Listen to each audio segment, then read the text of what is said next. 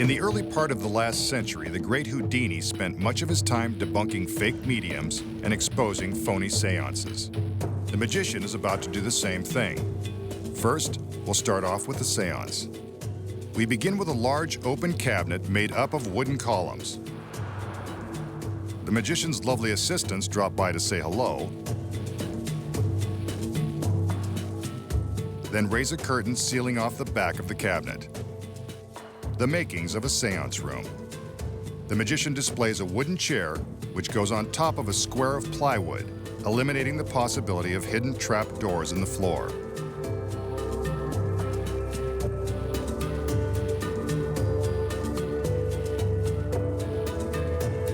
As the assistants seal off the remaining side with another curtain, the magician summons his gorgeous medium, though she impresses in a large way.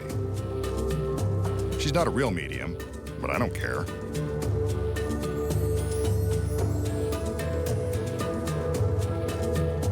The assistants return with some standard props, while the magician places his lovely medium in a trance.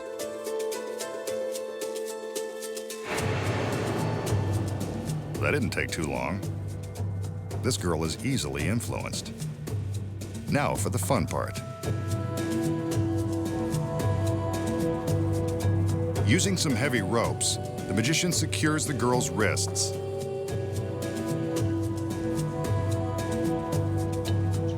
And then invites his assistants to bind her to the chair.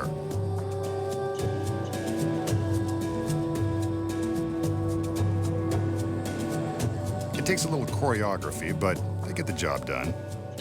Working together to wind the rope around and around the girl, and then tying it off with a large impenetrable knot.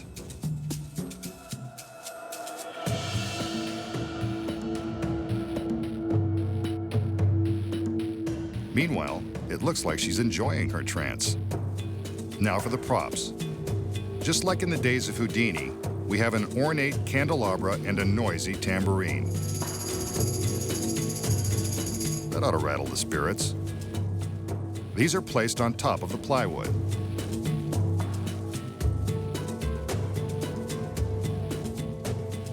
On the other side of the chair is an antique lamp, though in Houdini's day this would be considered brand new.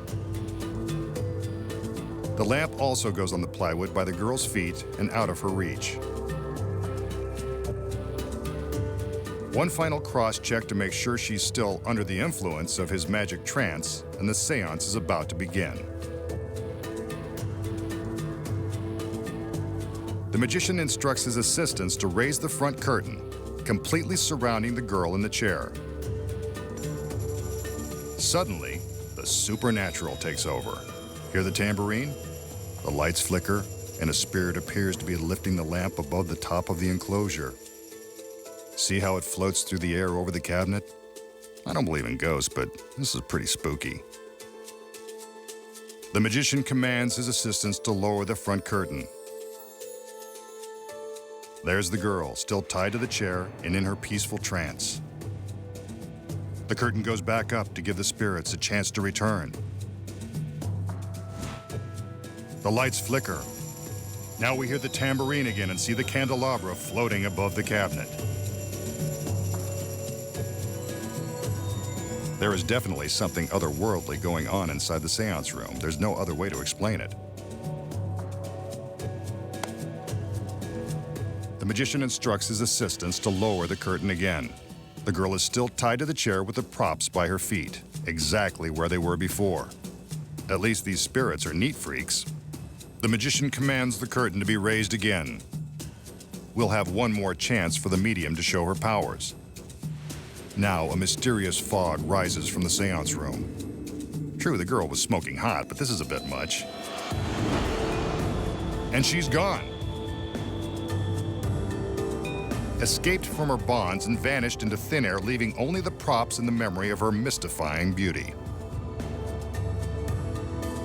The remaining curtains are lowered just to see if there is anywhere for her to be hiding. But no, as we can see from all sides, she has without a doubt vanished. Without even saying goodbye or leaving her number. You're all alone, masked man. A stunning medium is tied to a chair inside a sealed seance room, and strange things begin to happen. So how does the magician create the illusion of a seance and make the girl vanish in a puff of smoke? Here are the secrets. When the illusion begins, the magician makes a big show of proving that the room is empty. It's not. That's the first secret. From the back, we can see that the rear curtain is not resting flat on the floor. It's elevated on boxes. Beneath the curtain are some duplicate props and a fog machine. These long, slender handles will be used to lift the props high above the top of the cabinet. Also hidden inside the room is this beautiful assistant, who is crouching behind the square of plywood. When the first two assistants enter, they begin to raise the curtains and build the cabinet. As soon as the rear curtain is in place, the concealed assistant sneaks out and hides behind it.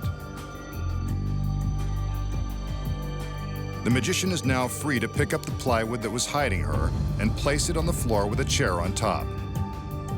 After the medium in the seance room is supposedly hypnotized and bound, the front curtain is raised.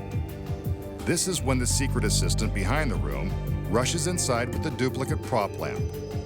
The lights flash to create the proper mood, and the girl uses the long pole to lift the lamp above the top of the enclosure. Meanwhile, the girl in the chair snaps out of her pretend trance and starts to loosen her bonds. The secret assistant slips out of the back seconds before the front curtain is lowered to reveal that the medium is still in the chair.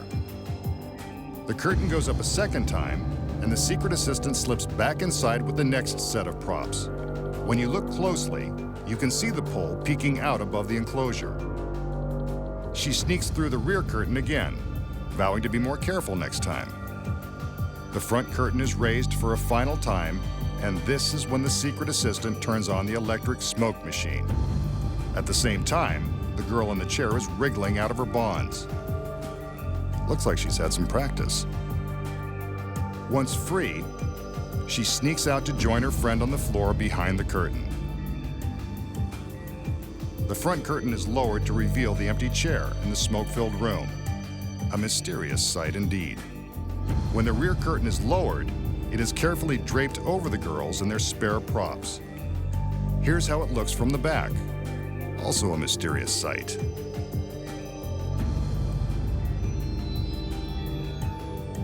A magical seance just like it was performed in the days of Houdini.